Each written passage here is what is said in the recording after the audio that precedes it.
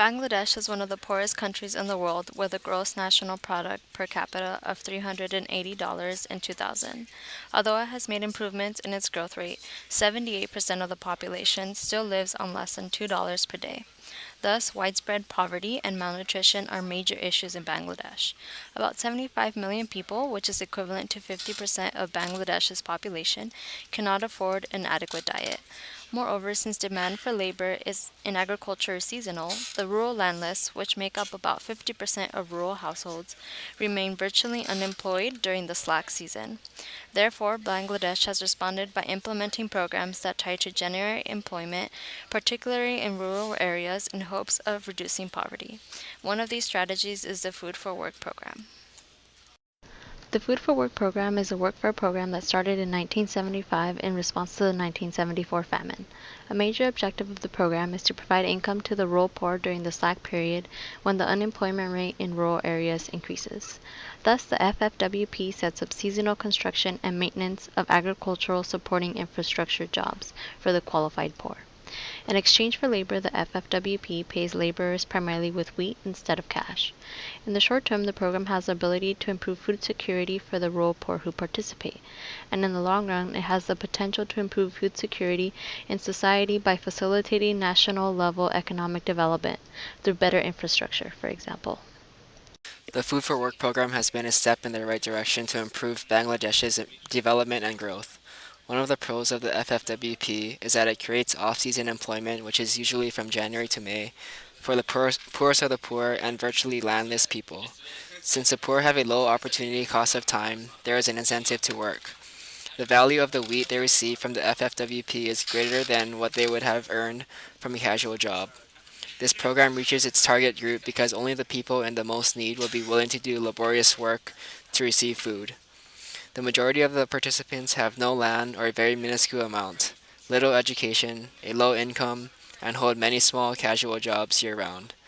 According to a study done in the mid 1980s, 85% of participants were illiterate, 10% had no homestead of their own, 70% were virtually landless, meaning holding less than zero point 0.5 acres of land, and an income per capita less than half of the national average. The FFWP has been able to accommodate the majority of people who are physically able and willing to participate.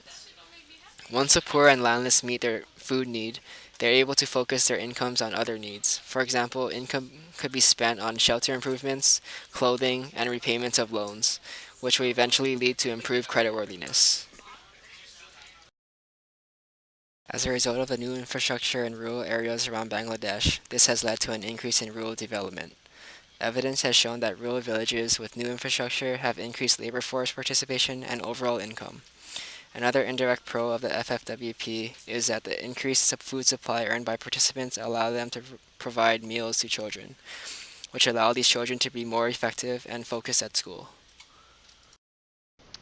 With many pros come cons. One of the main cons is corruption within the program itself. An example of this corruption is that participants have not always been paid according to initial agreements. According to a previous study, 46.6% of the participants were not paid according to their earlier agreement. Participants were paid about 20% less than they were entitled to, even though on average participants achieved higher productivity than estimated. Along with this, there has been a low supply of wheat and rice, so participants have been paid in cash. The Food for Work program in Bangladesh has been set up so the only form of wage to participants should be wheat and rice. This rule has not been followed, and participants are not aware of this rule.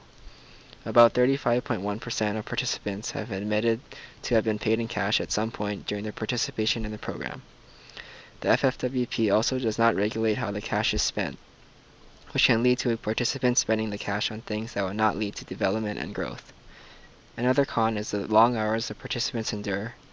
59.7% of participants worked more than 8 hours a day, and 9.4% work more than 11 hours a day. The FFWP also does not regulate how the food is shared among family members. There have been cases where men participants have not shared their earned food with their wife and children. Various statistics show that the program has been beneficial to Bangladesh. Since the program's establishment, the allocation of food to the program has increased steadily year by year. This means that more work is being done and more people are participating in the program. In the 1990s, the program was estimated to produce 100 million days of employment each year for the total number of participants. Additionally, the World Bank estimated that the program produces at least 17 extra days of employment for each landless laborer in the construction industry. The extra days of employment that are produced in other industries affected by the program has yet to be estimated. The infrastructure created by the program has allowed for remarkable gains in output and income. It accounts for a 24% increase in agricultural income, 78% increase in livestock and fisheries income, and a 17% increase in business and industry income. The larger increases in income, which occur in agriculture, livestock, and fisheries, affect the landless and functionally landless farmers. On the other hand, the modest increase in business and industry income affects the large landowners.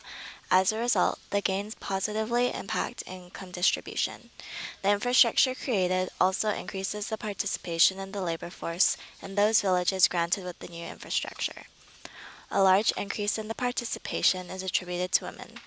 This change has the potential to raise women's income and status, which can result in a decrease in birth rates and increase in better child nutrition. Given the widespread problem with undernourishment in Bangladesh, we believe that this Food for Work program has been effective in targeting a pressing problem. What makes this program even more effective is its ability to help only those that truly need it. A unique screening mechanism is that there's an incentive for self-selection, since it's highly unlikely that the rich will choose to participate in a labor-intensive job just for food. Likewise, since the program distributes wages in wheat, which has been shown to be an inferior good in rural areas of Bangladesh, only the poorest would work for this form of compensation. Thus, this program is geared to helping only those who are truly poor.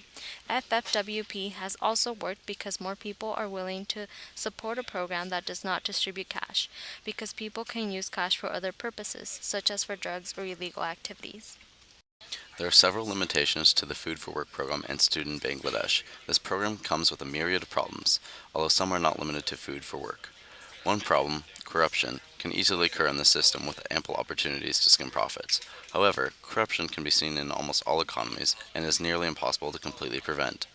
Another problem is that the program itself may not be able to help the poorest, as they may be too weak to work and can't enter the labor force if they want to. For them, potentially, only welfare that lifts them out of this absolute low is going to alleviate their problems. Other issues that arise with this Food for Work program is that due to the low skill and investment of the program, they lack solid engineering and several of their roads have washed out. For infrastructure to greatly benefit these communities, they need to have a long-term gain from what they have built, otherwise employment isn't contributing to a better economic position. One of the reasons that the Food for Work program has worked so well in Bangladesh is that their country has relatively diverse land ownership. This enables the infrastructure improvements to benefit the poor more. Other countries with more exclusive land ownership will benefit less from infrastructure improvements because the poor have less access to the changes. Despite the limitations of these programs, there are Food for Work programs currently in place in other countries. Currently, India has a nationwide Food for Work program that supplies food for their workers in their, quote, 150 most backward districts in their nation.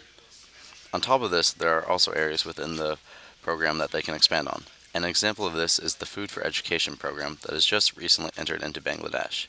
This program supplies food to students attending school and has seen a decrease in dropout rates and an increase in enrollment. A similar program is currently run in Mexico. Their program, Oportunidad, provides cash assistance to those who keep their kids in school and provide governmental health care focused on preventative issues. The cash transfers that Oportunidad offers seems to have more potential for abuse, so Bangladesh's Food for Education program seems like a more ideal expansion of the Food for Work program.